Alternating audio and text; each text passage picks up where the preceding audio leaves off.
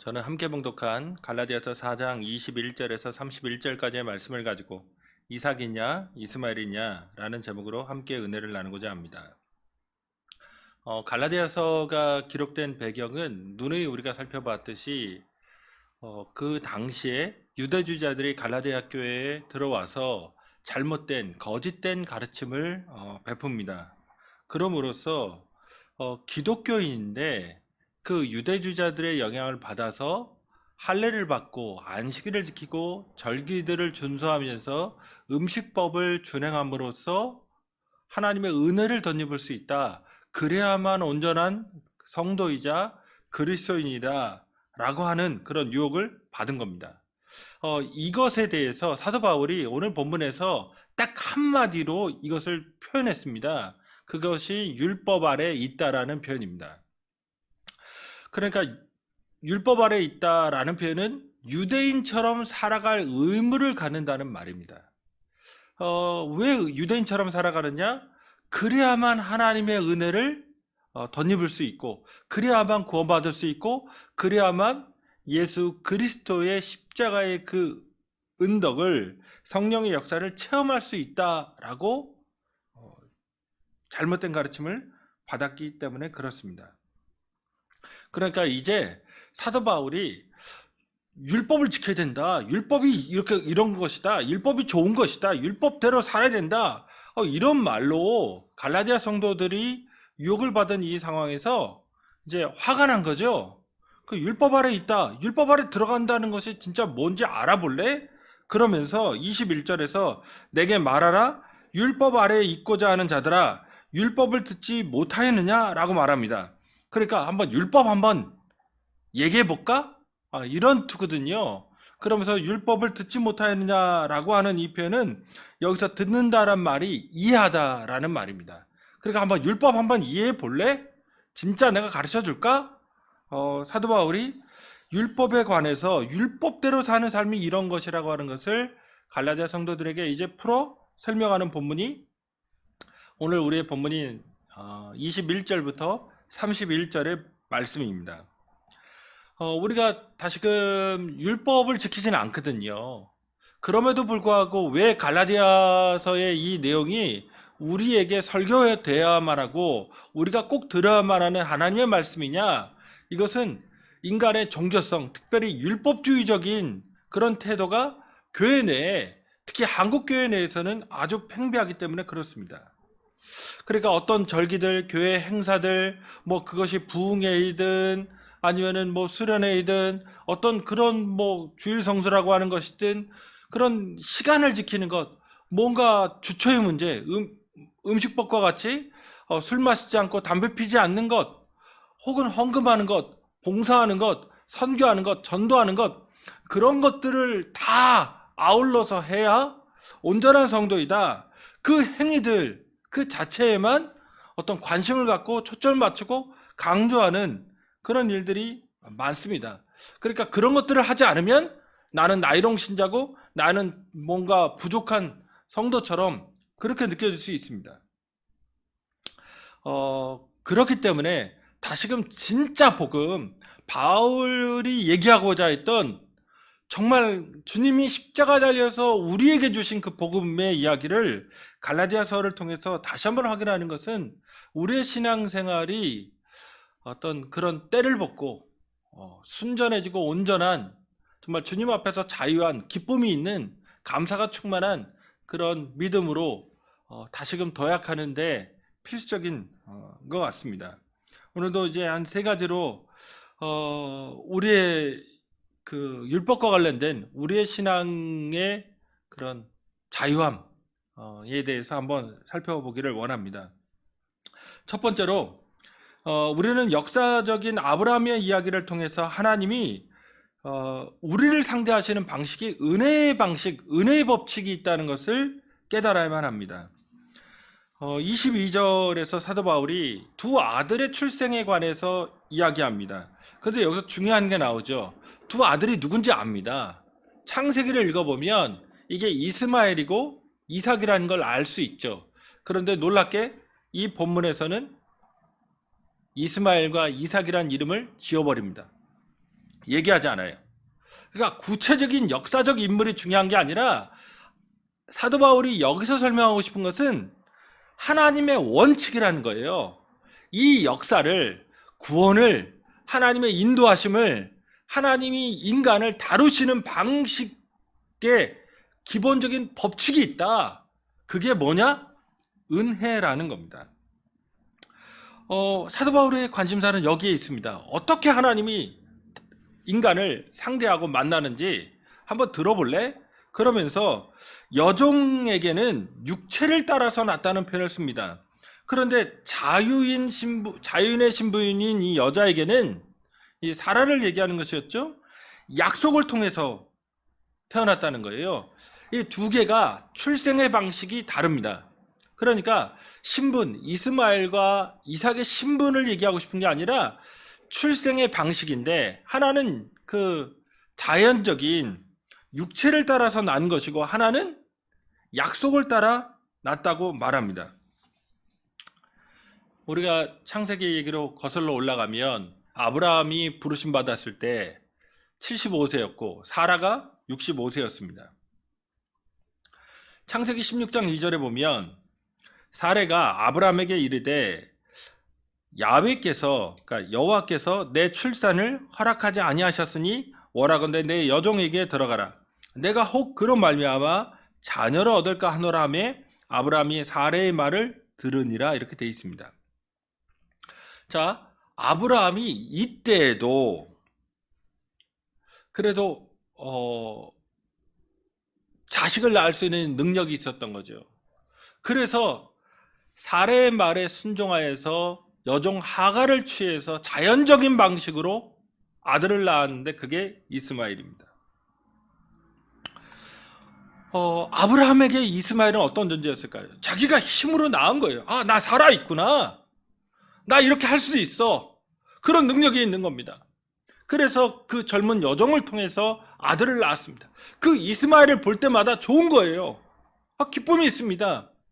그러니까 하나님께서 나중에 아브라함에게 나타나셔서 그 사라를 통해 자식을 주실 것을 말씀하시거든요. 그러니까 그게 이스마엘이 13살 때입니다.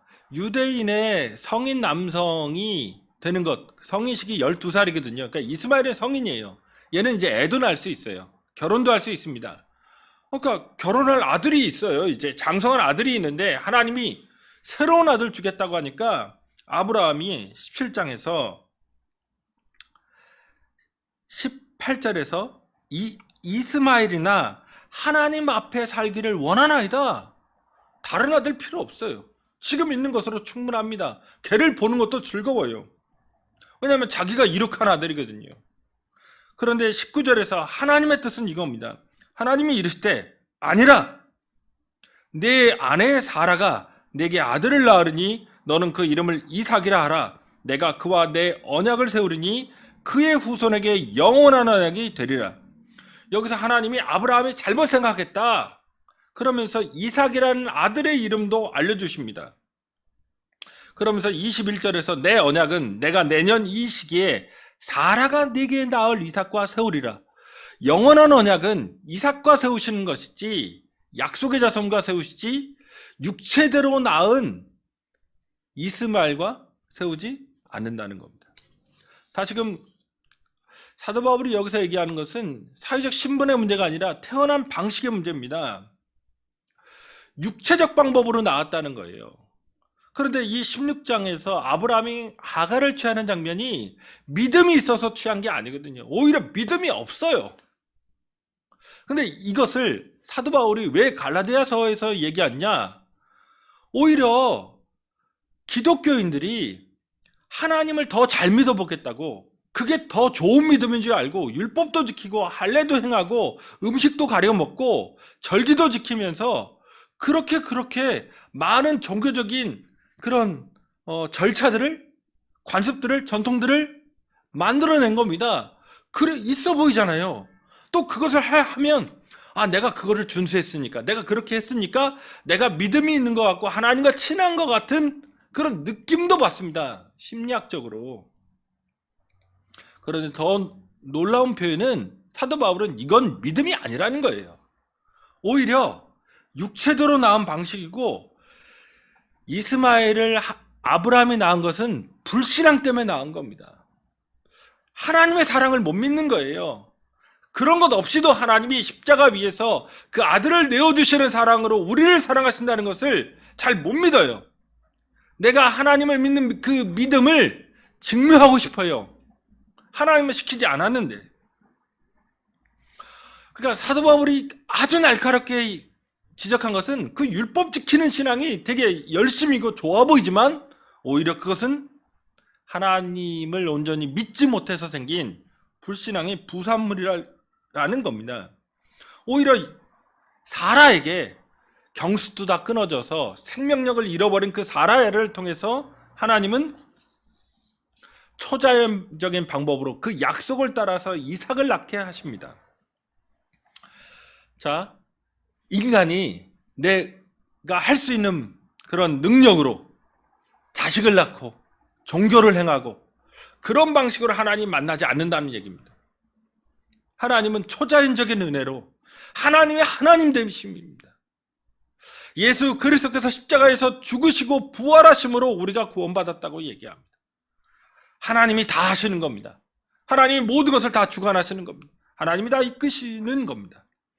자연적인 것을 통해서 내가 할 수 있는 것을 통해서 하나님께 나아가는 것이 아니라 하나님이 이미 초자연적인 역사를 통해서 그 모든 구원의 문제를 해결해 놓으신 거죠. 왜 이렇게 갈라디아서에서 얘기하느냐? 이게 갈라디아 성도 너희라는 거예요.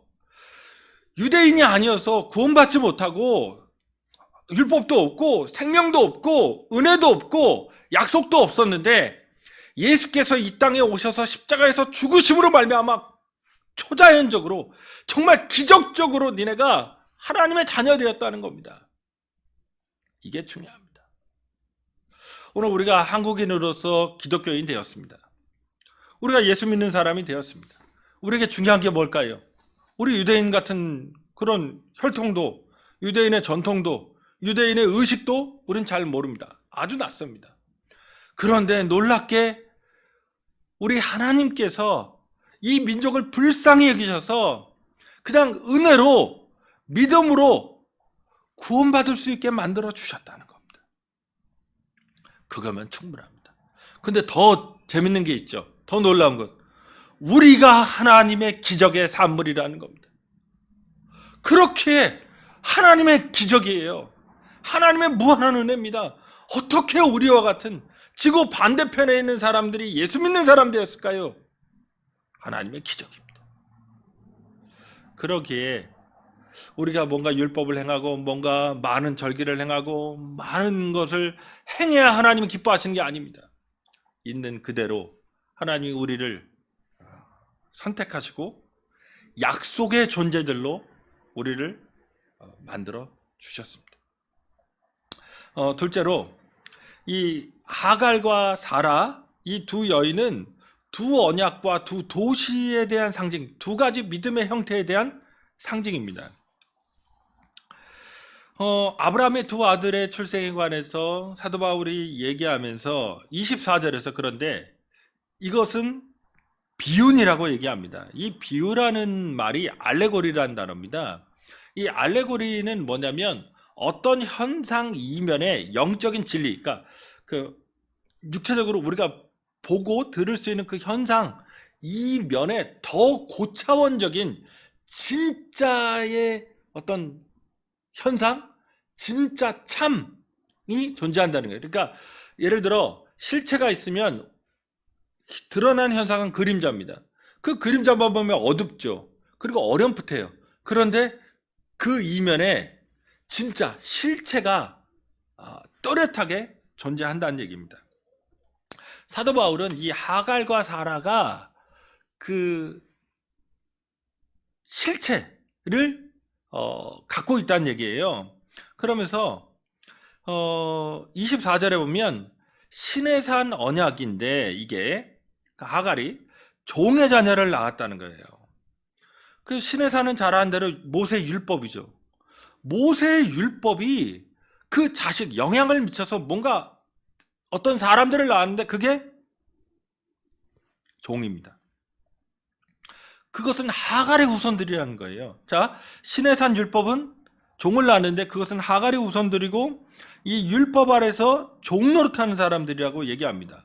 그런데 놀랍게 이걸 누구와 관련시키냐? 무엇과 관련시켰느냐? 지상의 예루살렘입니다. 지금 잘 생각해 보셔야 돼요. 하나님이 주신, 유대인에게 주신 거대한 약속들이 있습니다. 그게 땅의 약속, 자손의 약속, 그 다음에 그들과 떠나지 않는 그 관계를 상징하는 것이 성전입니다. 그러니까 땅과 자손과 성전. 그런데 이것이 집약되면요, 그 땅 중에서도 예루살렘, 그렇죠? 그 성전은 어디 있죠? 예루살렘. 그 백성 중에 거룩한 제사장들은 어디 있죠? 예루살렘. 예루살렘은 하나님의 거대한 약속들의 집합체입니다.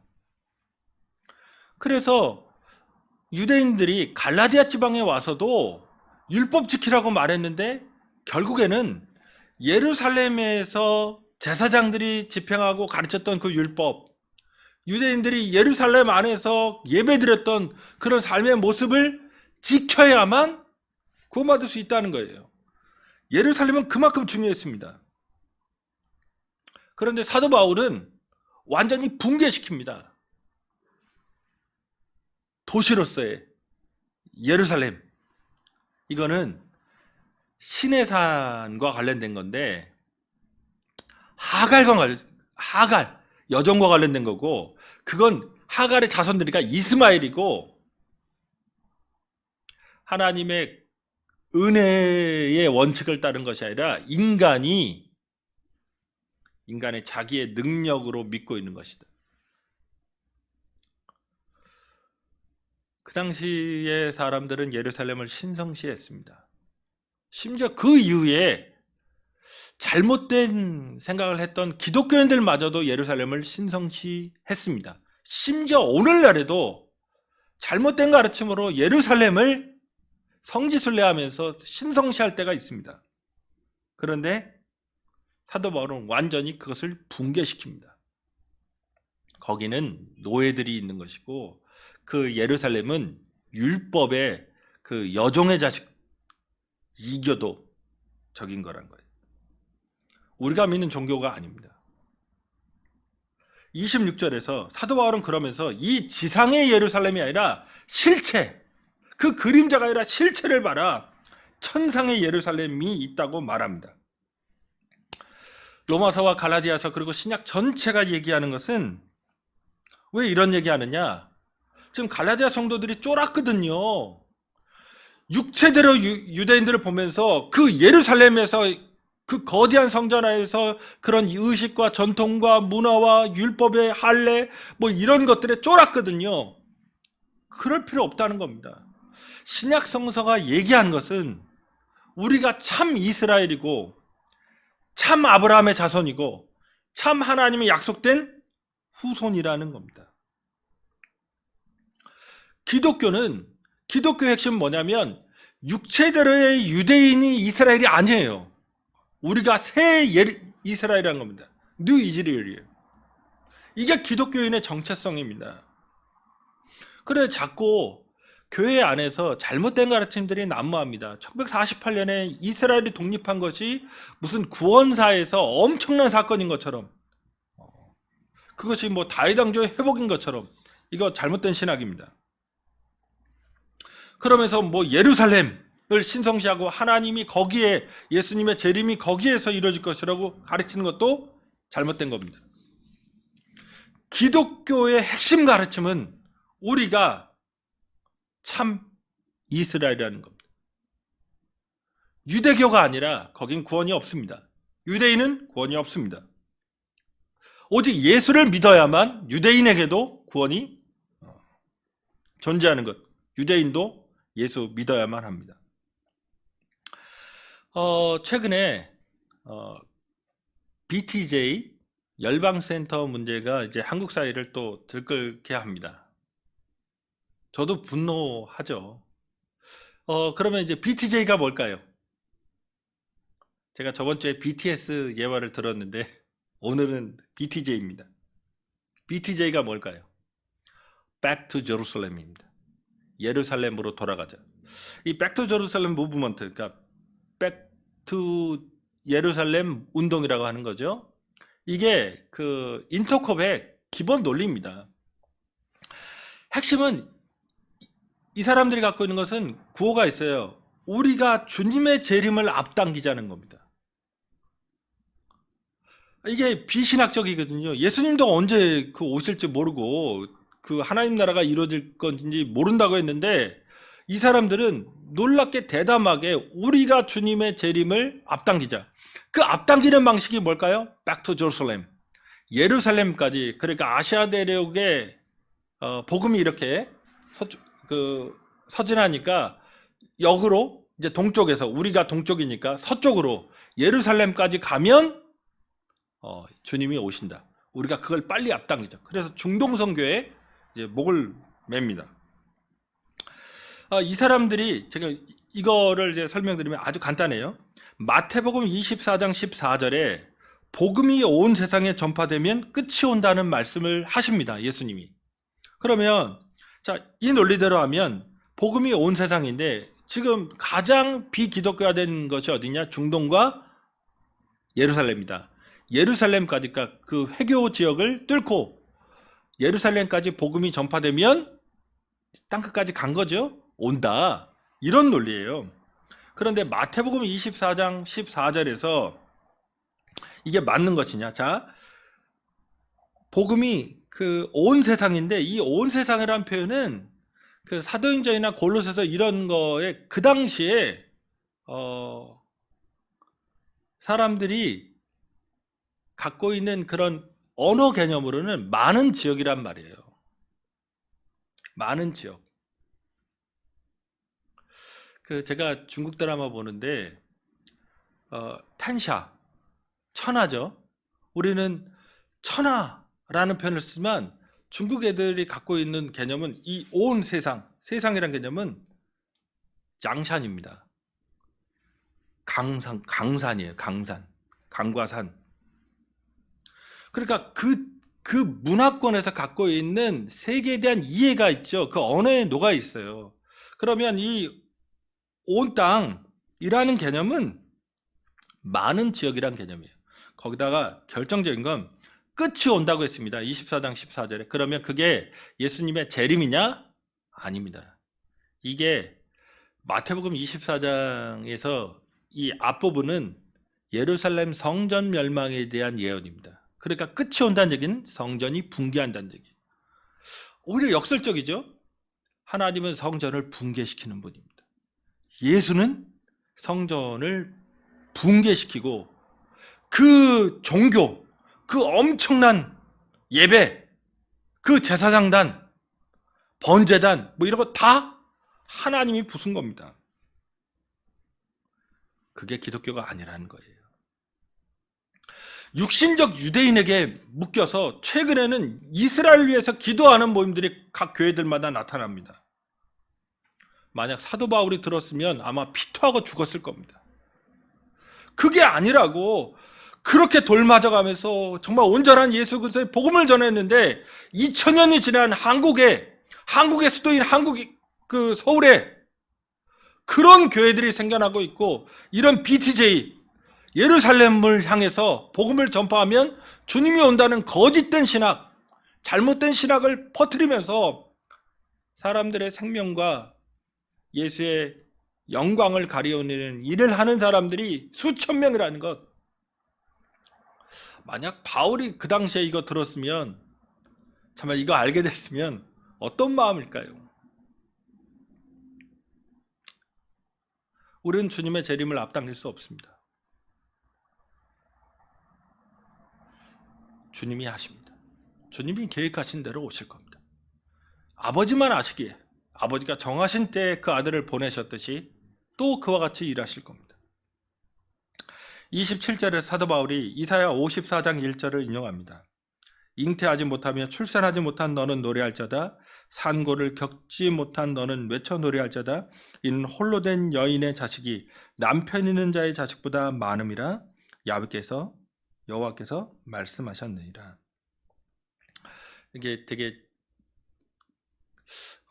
들으면 이상한 거죠. 남편 있는 자식보다 홀로 된 여인의 자식이 많다. 어떤 거냐면 이사에서는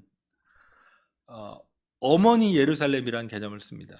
그 어머니가 있는데 그 예루살렘이 자식들을 뺏겼어요. 바벨론의 포로로. 이젠 자식이 없어요. 비참해요. 인생이 허무하게 끝난 것 같습니다. 그런데 바벨론에 뺏겼거든요. 그런데 그 뺏긴 자식들이 죽지 않고 다시 돌아와서 남편이 있는 떵떵거리고 주변에 있던 그 나라들의 자식보다 우리 자손들이 많아질 거라고 하는 희망을 얘기한 겁니다.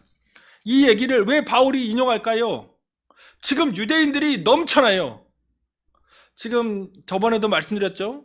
바울 시대에 기독교인 500명도 안 돼요. 전 세계에 다예요. 바울이 복음 전할 때 500명도 안 되는 사람, 그런데 유대인은 몇십만 명이란 말이에요. 상대가 안 돼요. 그래서 기독교인은 유대인 만나면 쫄아요. 정말 규모에 있어서, 전통에 있어서, 로마 제국 안에 있어서의 영향력이 있어서 아무것도 아닙니다. 그런데 사도 바울이 얘기하고 싶은 것은 무엇이냐면, 하나님이 우리와 함께 하시기에 지금은 아무것도 아닌데, 지금은 정말 멸시당하고 모욕당하지만 더 많게 하실 것이다.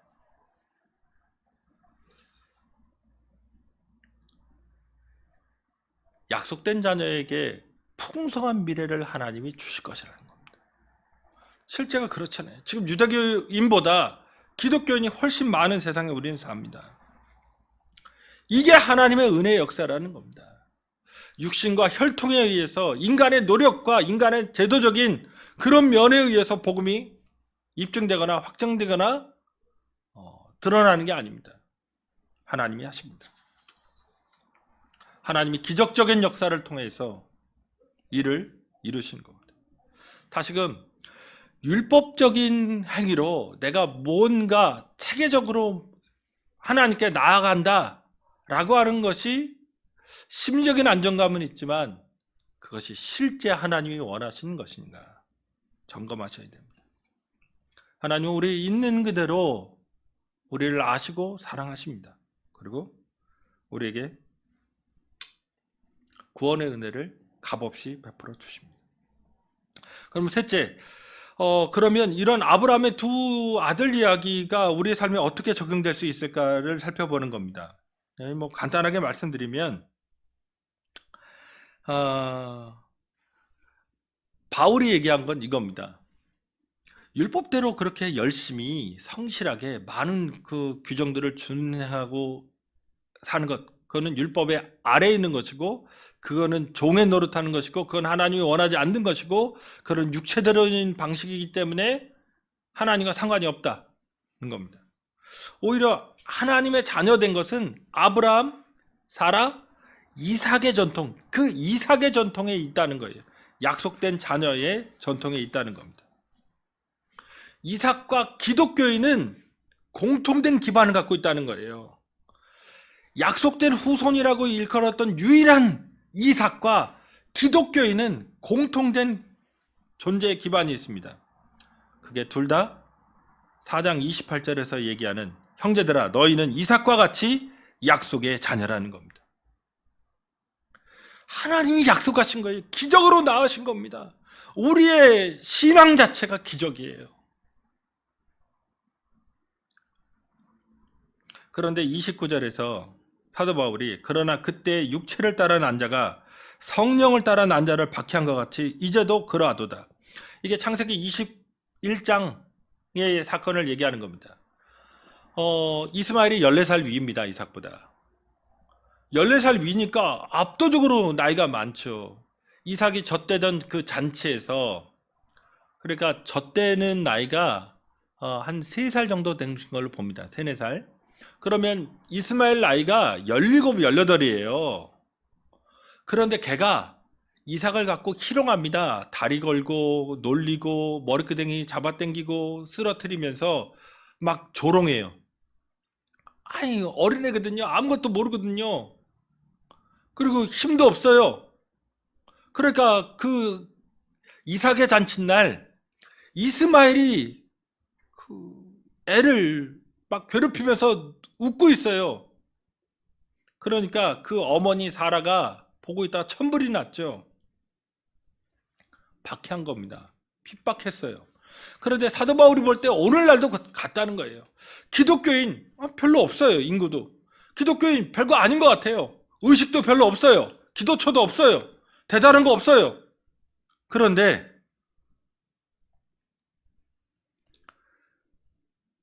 하나님의 약속의 자녀는 이삭이었던 것처럼 그 유아 아무것도 모르고 별거 아니고 진짜 어리버리한 것 같은 그 기독교 공동체가 하나님의 약속의 자녀라는 겁니다. 그런데 장성하여서 힘을 얻고 장자인 것 같이 보이는 이스마엘이 오히려 하나님께는 버림받은 겁니다. 그래서 마지막 결론이 여종과 그 아들을 내쫓으라. 여종의 아들이 자유 있는 여자의 아들과 더불어 유업을 얻지 못하리라. 기독교는 유대교가 아닙니다. 구약의 전통과 결별한 겁니다. 우리는 약속의 자손들이고 하나님이 기적으로 우리를 낳으셨습니다. 하나님이 우리를 십자가의 은혜로 만드셨습니다. 그렇기에 하나님이 우리를 그렇게 만드신 것이기에 자존심이 있는 거죠. 우리가 하나님으로부터 받은 자유를 율법 아래에 들어가서 멍해를 지고 그것을 뺏기면 안 된다는 얘기입니다. 다시금 우리는 이삭과 같은 하나님의 약속의 후손들입니다. 하나님은 우리를 그렇게 은혜로 기적으로 창조하듯이 우리를 낳으셨습니다. 그러므로 다시금 율법적인 사고, 뭔가 내가 많은 행위와 많은 종교적인 의식과 많은 종교적인 절차에 참여하는 것을 하나님이 나를 기쁘시게 여기신다는 게 아니라 내 존재 자체를 이미 하나님이 약속하셨고 그 약속을 이루셨고 그래서 내가 기독교인 되었고 내게 무한한 은혜를 값없이 주셨다고 하는 것, 그 은혜를 기억하시면서 주님 안에서 그 주의 사랑을 묵상하시는 그 십자가의 사랑만을 붙잡으시는 저와 여러분 되시기를 주님의 이름으로 축원드립니다. 기도하시겠습니다. 고맙게 좋으신 아버지 하나님, 오늘날 수없이 많은 성도들이 율법적인 사고에 흔들리고 육신적인 이스라엘에 매료당하고 지역적인 예루살렘에 흠뻑 젖어서 마치 거기에 하나님이 거대하게 움직이시는 것이냐 그렇게 생각합니다. 그러나 하나님은 예루살렘의 그 정가운데 있던 성전을 붕괴시키셨고 예루살렘이 아니라 오늘 우리 여기에서 성령을 주시는 분이십니다. 자꾸 한국의 교회들이 백투 제루살렘 무브먼트 같은 헛된 거짓된 논리에 속아서 그렇게 이 시대를 암울하게 만드는 일들을 합니다. 주님, 2000년 전에도 이 갈라디아 교회에도 그런 갈등과 잘못이 있어서 사도 바울이 편지를 보냈는데 다시금 우리의 신앙 확립하게 하시되 우리가 새 이스라엘이고 우리가 새로운 하나님의 백성이라는 것을 깨닫게 하여 주시옵소서. 어디에도 지지 않고 어디에도 굴하지 않는 온전한 믿음의 자존심을 지키게 하시고 오직 하나님이 주신 구원, 오직 믿음으로만 그 자유함을 기쁨으로 누릴 수 있는 저희 될 수 있게 도와주시옵소서. 많은 의식과 절차들로 그것을 지켜야만 참 신앙인 것처럼 이 세상에서 그렇게 평가합니다. 그러나 우리는 거기에 속지 않게 하시고 오직 예수 십자가만 붙잡고 그 십자가의 사랑대로 삶을 살아내는 온전한 신앙, 인들될 수 있도록 주여 축복하여 주시옵소서. 감사드리오며 예수님의 이름으로 기도드립니다. 아멘.